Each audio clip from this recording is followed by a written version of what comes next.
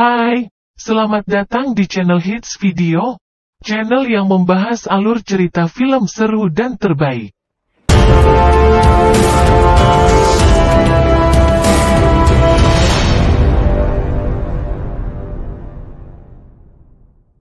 Kali ini akan membahas alur cerita film berjudul Acts of Vengeance.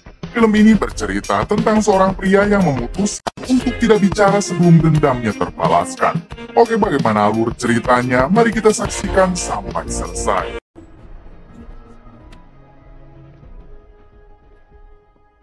Di awal film ada seorang pria parubaya yang masuk ke dalam sebuah restoran. Saat ia dihampiri oleh pelayan untuk menanyakan apa yang akan ia pesan, pria tersebut hanya diam 1000 bahasa. Setelah itu, dengan menggunakan indera pendengarannya, pria ini bisa mendengar jelas percakapan semua orang yang ada di dalam maupun di luar restoran.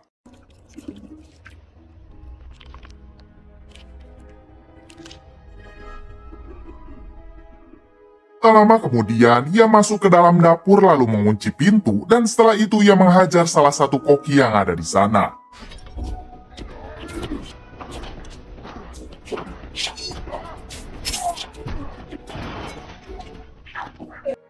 Adegan beralih ke beberapa bulan sebelumnya. Diketahui orang ini bernama Frank yang merupakan seorang pengacara yang cukup sukses. Dalam waktu 1 hari, ia hampir mengeluarkan kata-kata sebanyak 80.000 kali. Namun dari 80.000 kata tersebut, ia hanya menyukai 3 kata saja, yaitu kata "aku cinta kamu" yang sering diucapkan kepada anak perempuannya. Diberitahu Frank juga mempunyai seorang istri yang sangat ia sayangi. Suatu malam, anak perempuan Frank akan melakukan sebuah teater yang diadakan di sekolahnya. Sebelumnya, Frank sudah berjanji kepada si anak kalau dirinya akan menghadiri acara teater tersebut. Bahkan si anak kembali menghubungi Frank agar Frank segera datang. Si anak yang melihat ayahnya tak kunjung datang tentu merasa sangat kecewa. Namun saat Frank hendak pergi, ia malah didatangi oleh klien pentingnya.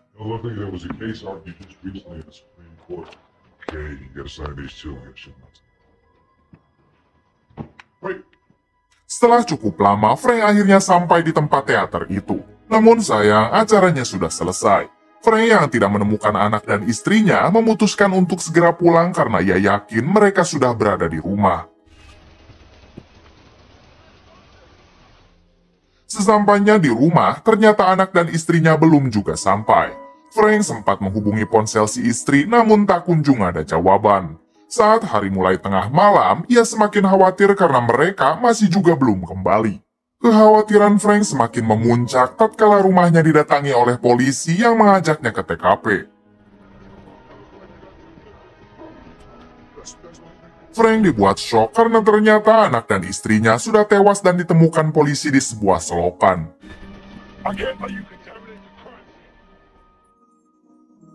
Adegan beralih ke acara pemakaman istri dan anak Frank. Terlihat Frank yang sangat merasa kehilangan dibalut dengan kedendaman terhadap orang yang telah tega menghabisi anak dan istrinya.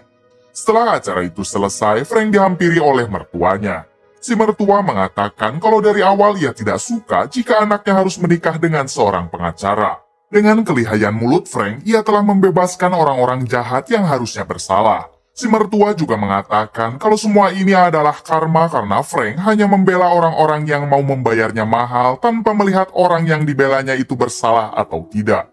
Di sini si mertua meminta Frank untuk tidak lagi berbicara sepatah kata apapun terutama kepada dirinya.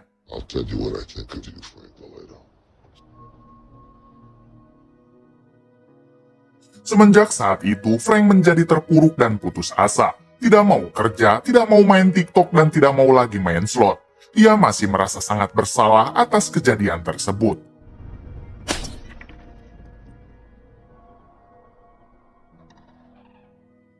Beberapa hari kemudian, Frank mendatangi kantor polisi dan bertemu dengan seorang detektif yang menangani kasus kematian keluarga Frank. Detektif itu mengatakan kalau pihaknya hanya baru menemukan sehelai benang berwarna emas yang terdapat di TKP. Si detektif telah menanyakan kepada para penjahit kota tentang helaian benang tersebut. Sayangnya itu hanya helaian benang yang umum dipakai oleh semua orang, sehingga sangat sulit untuk menemukan siapa pemilik benang tersebut dan apa motif pembunuhannya. Frank tampak sedikit kecewa dengan pihak polisi yang dianggapnya sangat lambat menangani kasus tersebut.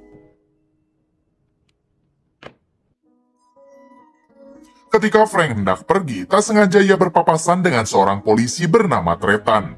Di sini polisi Tretan mengatakan kalau ia dan timnya akan berusaha keras mencari si pelaku. Setelah dari sana, Frank pergi ke sebuah bar untuk minum-minum. Hampir setiap hari, Frank lampiaskan kesetresannya itu dengan bok-abok. Hingga tak sengaja, Frank menemukan sebuah pertarungan ilegal di belakang bar tersebut. Frank yang sedang dalam keadaan mabuk parah, ia pun mencari masalah dengan menantang salah satu petarung dan hal itu tentu membuat Frank menjadi babak belur.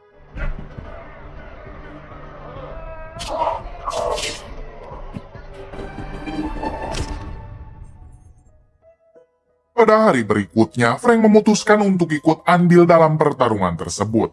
Tentunya Frank selalu mengalami kekalahan. Bahkan hampir setiap hari, Frank selalu memaksa ikut bertarung dan pulang dalam keadaan bonyok. Hal itu sengaja Frank lakukan hanya demi menghilangkan kesetresannya.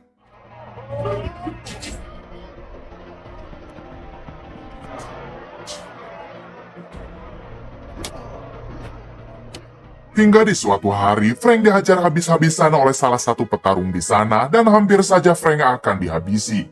Beruntung saat itu ia ditolong oleh seorang pria yang ternyata itu adalah polisi Tretan. Saat mengobrol berdua, polisi Tretan mengatakan kalau Frank harus bisa menjalani kehidupan ini seperti dulu lagi, walaupun Frank harus menjalankannya tanpa keluarga. Di sini polisi Tretan mengatakan maksud kedatangannya adalah untuk memberitahu kalau kasus pembunuhan keluarga Frank telah dihentikan. Hal tersebut dikarenakan pihak polisi tidak bisa menemukan petunjuk baru dari kasus itu. Sontak Frank menjadi marah dan tambah kecewa kepada para polisi yang merasa percuma lapor polisi. Polisi Tretan yang kasihan melihat Frank, ia berjanji akan membujuk institusinya untuk kembali melanjutkan pencarian pelaku pembunuhan keluarga Frank.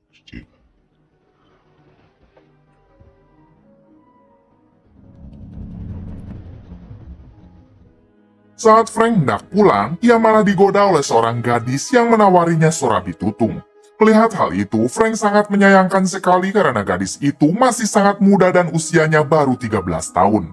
Frank menyuruh gadis itu untuk segera pulang. Hingga tak lama kemudian, datang seorang pria yang mencoba mengajak gadis itu untuk segera pergi. Frank berusaha mencegah hingga terjadi baku hantam antara mereka. Saat Frank berhasil melumpuhkan pria tersebut, gadis itu malah menusuk paha Frank, yang membuatnya terguling ke dalam toko buku.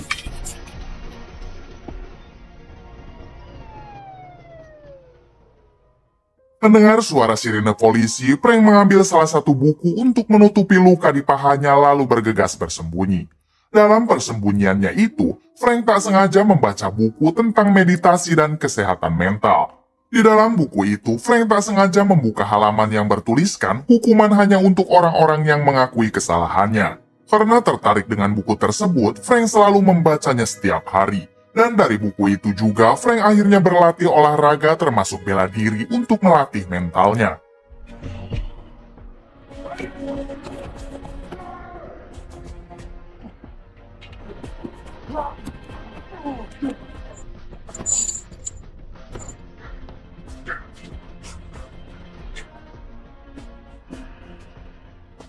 Setelah Frank memperdalam buku tersebut, akhirnya ia memutuskan untuk berhenti bicara kepada siapapun seperti yang sebelumnya diminta oleh si mertua. Frank berjanji kepada dirinya sendiri untuk menemukan pelaku yang telah menghabisi keluarganya. Keesokan harinya, Frank mendatangi TKP saat keluarganya ditemukan.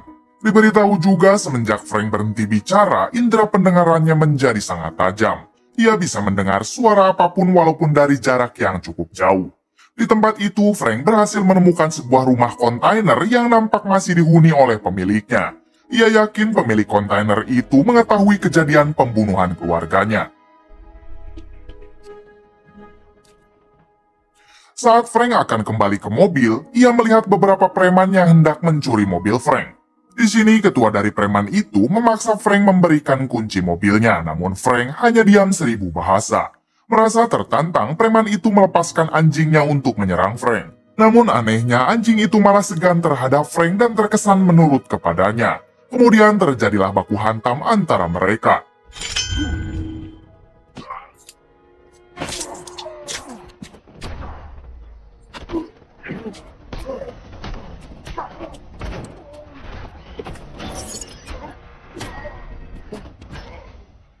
Setelah melumpuhkan para preman itu, Frank mengeluarkan foto anak dan istrinya lalu menatap tajam kepada preman tersebut. Dengan melihat raut wajahnya, Frank yakin kalau si preman tidak mengenali keluarganya. Namun tiba-tiba salah satu dari mereka menembak Frank. Frank berhasil menghajar kembali si penembak itu. Lalu kemudian ia harus tergeletak lemas akibat luka tembakan tersebut. Melihat Frank yang terluka parah, anjing si preman tiba-tiba datang menghampiri Frank hingga akhirnya Frank pun tak sadarkan diri. Saat tersadar, ternyata Frank sudah berada di dalam rumah seseorang bernama Alma. Alma lah orang yang telah menolong Frank. Ketika Alma akan kembali mengobati luka Frank, ia malah bergegas pergi tanpa sepatah kata apapun.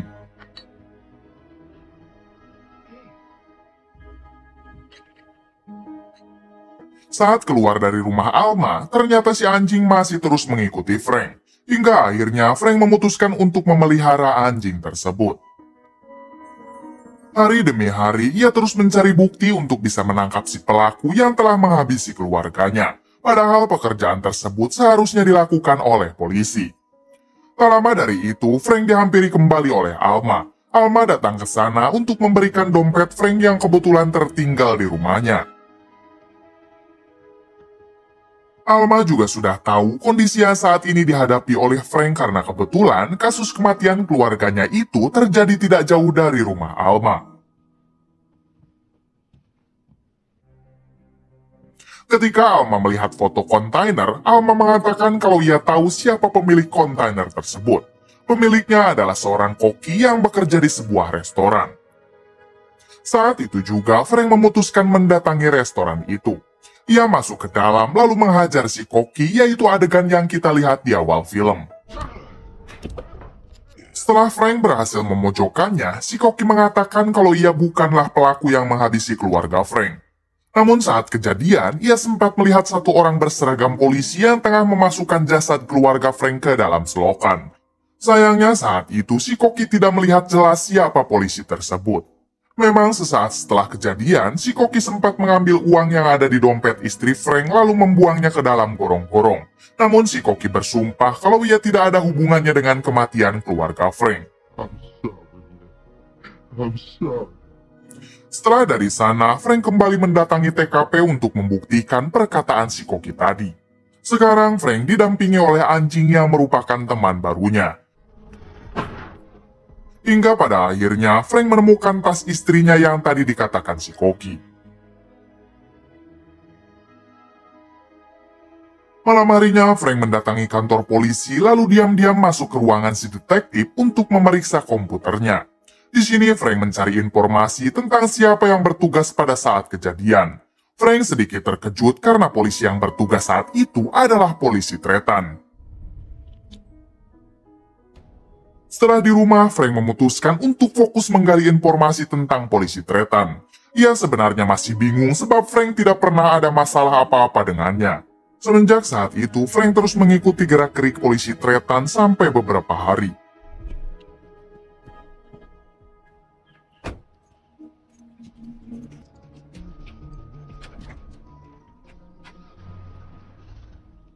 Hingga di suatu kesempatan, Frank berhasil masuk ke dalam rumah polisi Tretan.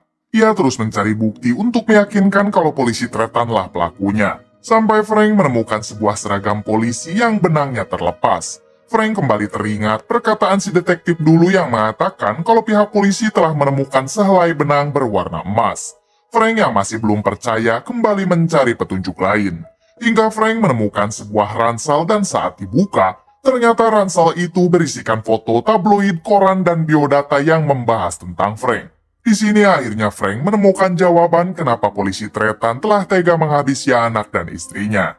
Hal itu dikarenakan Frank yang seorang pengacara telah berhasil membebaskan seorang klien yang merupakan pembunuh dari anak kandung polisi Tretan. Oleh sebab itu, polisi Tretan mempunyai dendam kepada Frank.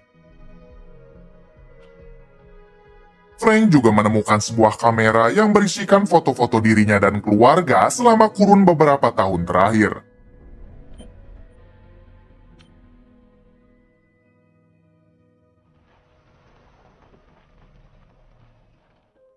Sore harinya saat polisi Tretan kembali pulang, ia menemukan sebuah foto yang belakangnya bertuliskan kalau Frank sudah tahu semuanya. Ia meminta polisi Tretan mendatanginya jam 11 malam di gudang kosong.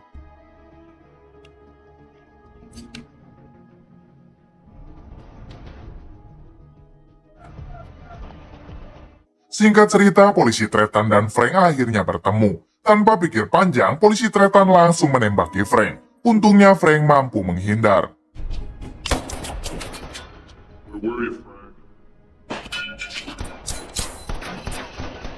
Di suatu kesempatan, Frank berhasil melepaskan senjata milik polisi Tretan, lalu terjadilah baku hantam.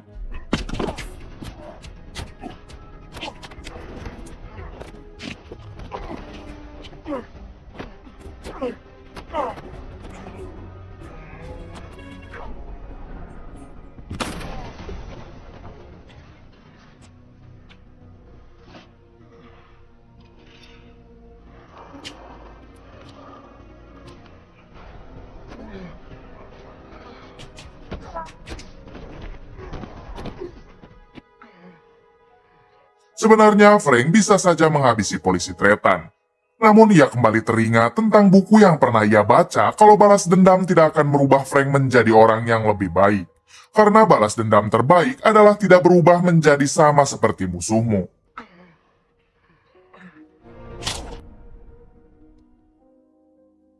Pada akhirnya, Frank hanya menyerahkan polisi Tretan kepada pihak berwajib. Si detektif yang menyadari kalau pelakunya adalah anak buahnya sendiri, ia sangat berterima kasih kepada Frank. Di balik itu, Frank sekarang sudah tidak mau lagi menjadi seorang pengacara dan ia akan menghabiskan hidupnya bersama Alma. Saat Frank mendatangi makam anak dan istrinya, Frank akhirnya mau kembali bicara dan kata yang pertama kali terucap adalah I love you. Dan film pun selesai. Semoga Anda terhibur dan tuliskan komentarnya tentang film ini di kolom komentar. Oke guys, terima kasih buat kalian yang telah support channel ini. Semoga kedepannya admin akan lebih baik lagi dari sebelumnya. Subscribe bila bermanfaat, like bila kamu suka, share agar menjadi amal jariah. Jangan lupa nonton film-film seru dan menarik lainnya. Terima kasih telah menonton dan sampai jumpa lagi.